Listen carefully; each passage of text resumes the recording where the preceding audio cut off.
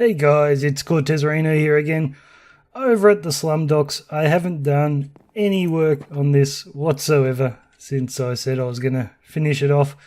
I've been busy in the Nether, and one thing I noticed, this thing is creeping me out. I've got some magma blocks in there with water just above them, so every now and then it gives off a little hiss, like a mechanical steam hiss. But I'll be walking past here and I'll hear the hiss and I'll think a creeper's about to blow this thing up, so I might end up taking them away. I'm just running over to the auction house. This thing has been getting some action. It's good to see the other guys on the server giving it a go. But I put in a bid for something and it looks like we've got it. Where's my chest? Fireworks. We're going to need them for something I've got planned. Anyway, let's shoot off into the Nether. There we go. This is so other guys on the server will know what this is for. And this kind of Nether tunnel I really love because there's three modes of travel. You can run on it if you like, and you're running on ice and jumping, so it's pretty quick. But you can also take the minecart. That's probably the slowest way of all to go, but it does mean you can just sit yourself in the minecart and go do something else for a minute and come back and you're there. But the very fastest way to travel is the boat, and depending on how fast the internet connection is, sometimes I have to take the minecart because the computer can just not keep up with how fast I'm travelling. So you just sit your boat down on the ice and the rails do not slow you down and you can shoot off down this tunnel really quickly. And I've got it high enough that you can jump out of the boat partway through if you want, and these iron bars on each side just help to keep the boat on the straight and narrow, although you can move around a bit, and there's a corner down there which is a bit hard to take. So let's head off, and you can see it's a pretty fast mode of travel, and yep, my internet connection's not really keeping up with it at the moment, so I'll just slow down a little bit. You'll notice I used a lot of black glass here, and you're only seeing half of it. I've got black glass underneath as well that you can't even see. But I've still put it there in case someone else starts tunneling around near this. It still looks good from the bottom. Can we get a bit of a sight of it here? No, not really. There's the corner. It's a little bit tricky to take, but we're almost there. We've covered a lot of distance. And here we go, and I still have to do a proper sort of unloading area for this. But here we are, the Blaze Farm. So all of this doesn't really serve much of a purpose, it's just for decoration. But I think it looks okay. It's very red. I've used a lot of this this red nether brick, and gosh, it was hard to get a lot of that, so I had to plant netherwort everywhere. And this netherwort's just for decoration really, but it is handy to be able to come along and grab a bit when you're smelting up bricks. And I've got two big super smelters over here, and it does have one tiny problem that I'm not, like, it happened to me once, but I'm not sure if it's going to happen again. And I'll just jump onto my creative world so I can show you what that problem is. And I've lost it somewhere. Ooh, this is something we're going to be working on in the future. I won't go into it now, but it's going to be fun. Here we are. So these are a little bit tightly compacted, but this is the design. And it's pretty standard. You've got one minecart that goes back and forth delivering all the goods to be smelted, and then another one at the back delivering the blaze rods for the furnaces. But you'll see I've done a little bit of funny stuff over here because I had a couple of things I wanted this to do. The first one is where you load up all your ores or whatever it is you're smelting. I wanted this minecart to stop when it was empty. So I've just got a button to start it, and there's nothing in it at the moment, so you'll see when it gets back it just stops all by itself. But if it had something in it, when it runs over this detector rail on the way back, if there's anything in it at all, it'll put out a signal strength of 1, and this repeater will pick it up and it'll come over here and power that block. So here we go, got a bunch of ores here, so you chuck them in and we'll push the button So as it comes back, the detector rail will pick it up, it'll power that rail and send it for another trip. And it'll keep doing that until on the way back it has nothing in it, and then it'll finally stop. So that was one thing I put into it. So it's the blaze rods that are causing a little bit of trouble. So I've got a minecart with a hopper down the bottom here, and it's just sitting underneath this chest, so when you load in your blaze rods, it loads really quickly. Alrighty, so I've got a bunch of blaze rods here, we'll pop them in, and they go into that hopper minecart really quickly. And you'll notice it takes off before it's collected them all. That's because I wanted to keep the amount of blaze rods in these furnaces pretty even. So rather than just like fill that up and then send it on its way like the top one here, it would just go back and forth until it runs out, and after a while you'd end up with a lot more in one furnace than in another. And I just want to keep it even, so I've got another detector rail here, and even though this minecart is on the powered rail right behind it, I've got a fence post here, so it's just coming forward enough to be sitting on that and putting out a signal strength of 1. When it gets 23 blaze rods in there, it'll put out a signal strength of 2, and this piston will retract and allow the minecart to shoot off. So this fence post design's done by another fellow. It's been out for a long time, you've probably seen it. It allows the minecart to come back in, but it will stay there until the fence post is retracted. So it'll wait until there's 23 items in there. I've got 11 furnaces, it's going to make 2 trips, so it'll drop off 11 this way, 11 that way, which is 22, and then it'll come back here, and it won't take off again until it gets up to 23 items once again. But this is where the problems are happening. Like if I were to put a couple of blocks here, that minecart tends to get stuck, so even when the piston retracts, sometimes it doesn't get going. And even without those blocks there, I've had it on one occasion just get stuck up in this chest. So I was thinking of doing this instead. So this is slightly different. Like this bit up the top here, it basically works the exact same way as the one over there, but I'm using an observer block here. It's more expensive, but a little bit more compact. But this is what I was thinking of doing, bringing the minecart back another space and setting the chest up like this. It actually looks better from the front because the chest is right up here flush with the wall, whereas over here it's set back a little bit. But the other thing that I'm thinking may have an effect, rather than having the chest going along like that and this minecart getting stuck, I've got a solid block here now. So I'm hoping that will prevent it from just staying there for no reason when this fence post is retracted. So I won't do that just yet, but I think I will change the design over to this one.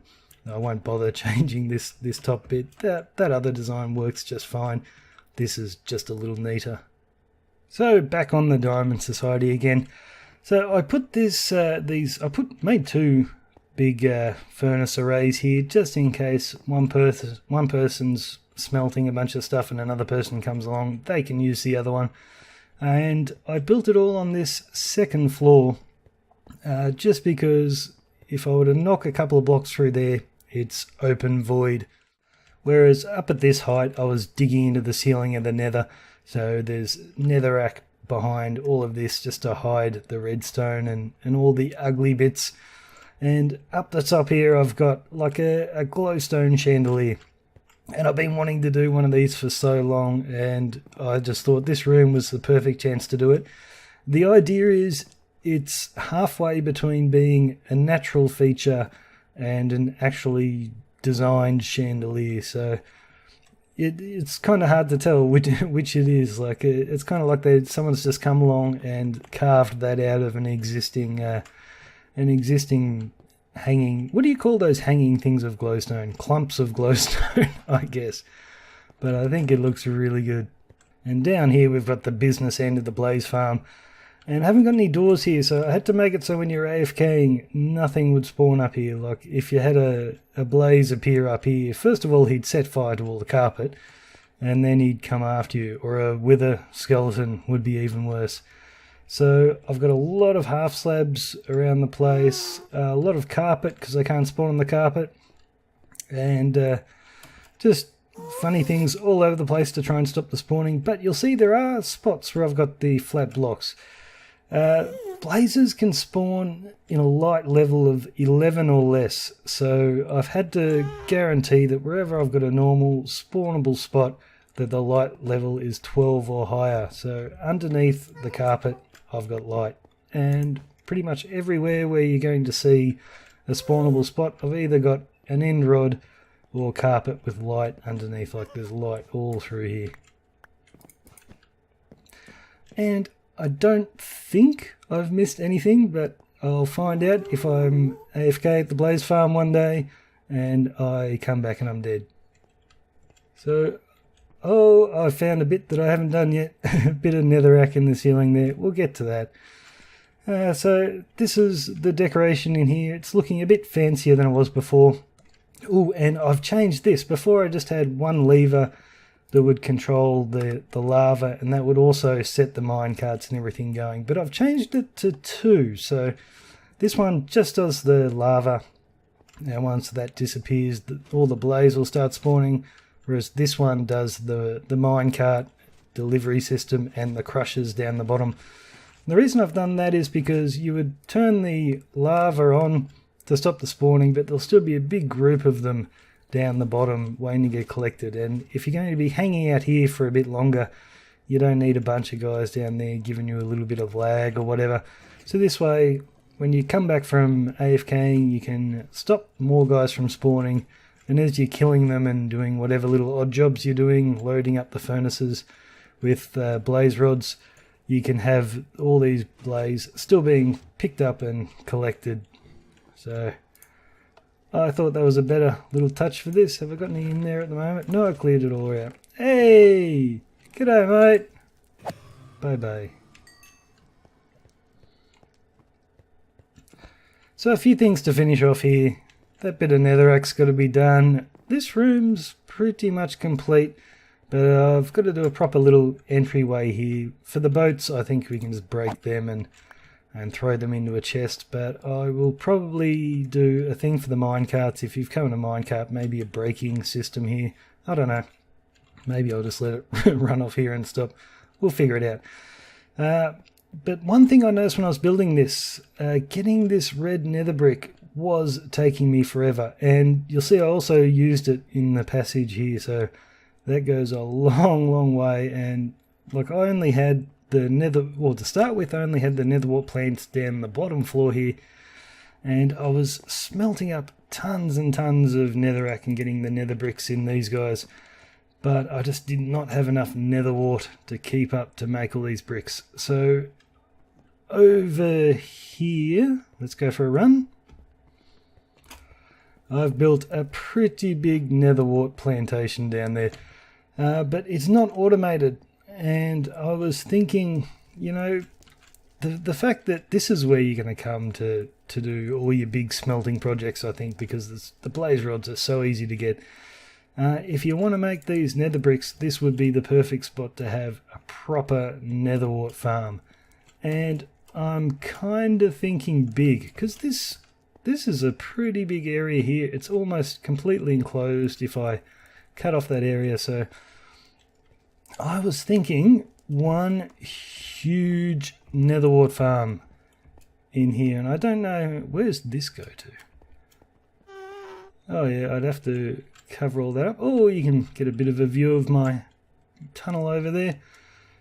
Yep, I'd have to block off this end and yeah, come up with something for this. But if I'm going to do something really, really, really big here, I'm going to need soul sand, and lots of it. That's pretty much all my soul sand just went into making that. And I plan to be making this automated nether wart farm probably another 8 to 10 times the size of this. So that's what I wanted the rockets for. A blaze or a ghast has been shooting at me here. So I'm thinking I'm just going to fly around with my elytra, because I think the soul sand tends to hang out pretty low, doesn't it? Maybe not. I'm going to fly around. I'm going to get the coordinates of this spot here so I can find my way back and just see if I can get a full inventory or even more of soul sand. I was talking about the black glass being underneath the tunnel. I sort of see it there. Let's go down here. So it goes all the way under there as well, even in bits where you can't see it. I've still put the black glass in, so there's 8 blocks of black stained glass for every 1 block forwards of this tunnel. So that's 1 ink sac per step forward. That took a long time to get. A lot of innocent squid died in the making of this episode.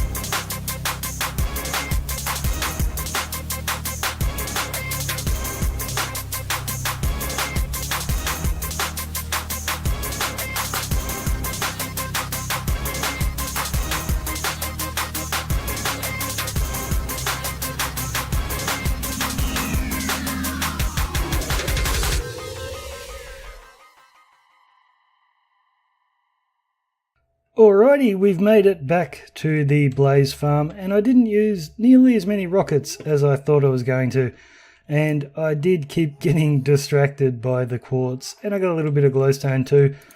But here's the goodies. Got a full shulker box of soul sand and nearly, half a shulker box. So we're looking good for the Netherwart farm. Although I think I'll have to come up with a design for it in between episodes, and it's going to be big. So we'll leave it there for today, guys. Another very building heavy episode, but hopefully the next one will be a lot of redstone. Although I'm not sure how much redstone I'll actually need for a simple Netherwart farm. I'll have to think of ways to make it not so simple. So cheers from me, I'm Cortezerino. See you later.